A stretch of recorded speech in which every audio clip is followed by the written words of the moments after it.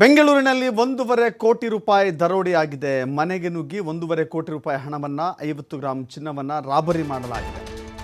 ಬೆಂಗಳೂರಿನ ಯಲಹಂಕದಲ್ಲಿ ನಡೆದಿರುವಂಥ ಘಟನೆ ಇದು. ಥೇಟ್ ಸಿನಿಮಾ ಸ್ಟೈಲ್ನಲ್ಲಿಯೇ ಈ ದರೋಡೆ ನಡೆಸಲಾಗಿದೆ.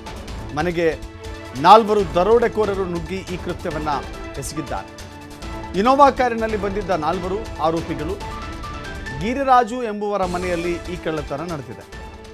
ನೋಡಿ, ಇತ್ತೀಚೆಗೆ ಕಳ್ಳತನ ಪ್ರಕರಣಗಳು ಹೆಚ್ಚಾಗ್ತಾ ಇದ್ದಾವೆ.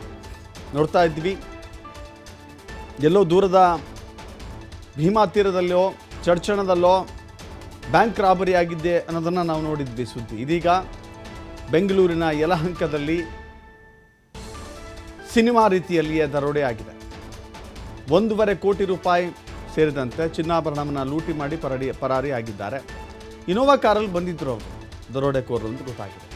ಹೀಗೆ ಪಕ್ಕಾ ಮಾಹಿತಿಯನ್ನು ಇಟ್ಟುಕೊಂಡೇ ಆ ಮನೆಯಲ್ಲಿ ಹಣ ಸಿಗುತ್ತೆ, ಚಿನ್ನಾಭರಣ ಸಿಗುತ್ತೆ ಎನ್ನುವ ಪಕ್ಕಾ ಇನ್ಫಾರ್ಮೇಷನನ್ನು ಇಟ್ಟುಕೊಂಡೇ ಬಂದಿದ್ದರು ಅಂತ ಹೇಳಿದ್ರೆ ಅವರನ್ನು ನೀಟಾಗಿ ಫಾಲೋ ಮಾಡಿದ್ದಾರೆ ಅಂತ ಗೊತ್ತಾಗ್ತಾ ಇದೆ. ಸರ್ಕಾರಿ ಅಧಿಕಾರಿಗಳಂತ ಹೇಳಿಕೊಂಡು ಬಂದಿದ್ದರು ಅಧಿಕಾರಿಗಳು. ಜಮೀನು ಖರೀದಿಗಾಗಿ ಮನೆಯಲ್ಲಿ ಹಣವನ್ನು ಇಡಲಾಗಿತ್ತು. ನಾವು ಸರ್ಕಾರಿ ಅಧಿಕಾರಿಗಳು ಅಂತ ಹೇಳ್ಕೊಂಡು ಬಂದಿದ್ದರು ದರೋಡೆಕೋರರು. ನಾವು ಡಿಪಾರ್ಟ್ಮೆಂಟ್ನವರು ಅಂತ ಹೇಳಿ ಮನೆಗೆ ನುಗ್ಗಿದ್ರು.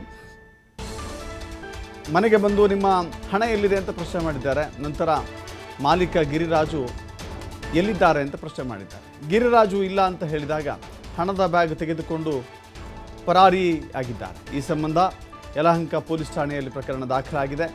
CCTV ಪರಿಶೀಲನೆ ನಡೆಸುತ್ತಿದ್ದಾರೆ ಯಲಹಂಕದ ಪೊಲೀಸರು.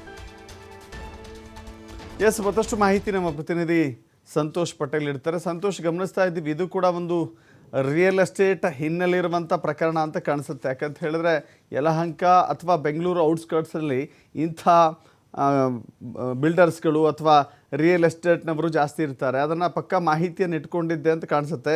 ಯಾರಿವರು, ಏನು ಎತ್ತ ಅನ್ನೋ ಸುಳಿವು ಸಿಗ್ತಾ ಇದೆಯಾ? ಜೊತೆಗೆ ಅವರು ಹಣ ಇದೆ ಅಂತ ಖಚಿತ ಮಾಹಿತಿ ತೆಗೆದುಕೊಂಡಿದ್ದಾರೆ ಅಂತ ಹೇಳಿದ್ರೆ ಬಹಳ ಪೂರ್ವಯೋಜಿತವಾಗಿ ಈ ಕೃತ್ಯ ಎಸಗಿದ್ದಾರೆ ಅಂತ ಗೊತ್ತಾಗುತ್ತೆ.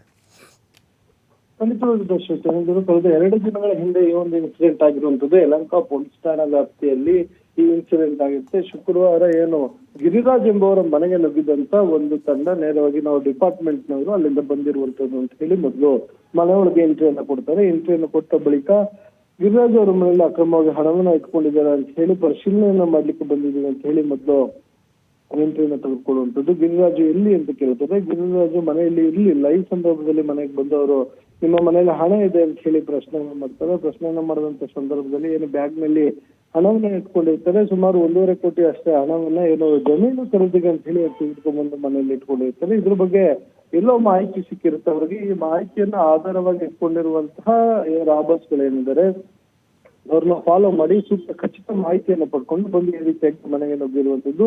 ಸೊ ನುಗ್ಗಿ ಅದ್ರ ಜೊತೆಗೆ ಏನೋ 50 ಗ್ರಾಂ ಚಿನ್ನದ ಆಭರಣಗಳೇನಿತ್ತು ಆ ಚಿನ್ನದ ಆಭರಣಗಳನ್ನು ಕೂಡ ಪರಿಶೀಲನೆ ಹೆಸರಿನಲ್ಲಿ ತೆಗೆದುಕೊಂಡು ಪರಾರಿಯಾಗಿರುವಂತದ್ದು. ಸದ್ಯ ಈ ಬಗ್ಗೆ ಏನು ಯಲಹಂಕ ಪೊಲೀಸ್ ಠಾಣೆಯಲ್ಲಿ ಪ್ರಕರಣ ದಾಖಲಾಗಿದೆ. ಪ್ರಕರಣ ದಾಖಲು ಮಾಡಿಕೊಂಡಿರುವಂತಹ ಪೊಲೀಸರು ಆರೋಪಿಗಳ ಹುಡುಕಾಟವನ್ನು ನಡೆಸ್ತಾ ಇರುವಂತದ್ದು. ಅದ್ರ ಜೊತೆಗೆ ದೂರುದಾರರು ಏನು ಹಣದ ಮೂಲ ಎಲ್ಲಿಂದ, ಯಾಕೆ, ಯಾವಾಗ ತೆಗೆದುಕೊಂಡು ಬಂದ ಅನ್ನೋ ಮಾಹಿತಿಯನ್ನು ಈಗಾಗಲೇ ಕಲೆ ಹಾಕಿದೆ. ಅದ್ರ ಜೊತೆಗೆ CC ಕ್ಯಾಮೆರಾ ಫುಟೇಜ್ಗಳನ್ನ ಪರಿಶೀಲನೆ ಮಾಡ್ತಾ ಇರುವ ಪೊಲೀಸರು ಏನು ರಾಬರ್ಸ್ಗಳ ಮಾಹಿತಿಯನ್ನ ಕಲೆ ಹಾಕ್ತಾ ಇರುವಂತದ್ದು. ದಶರಥ್. Thank you Santosh.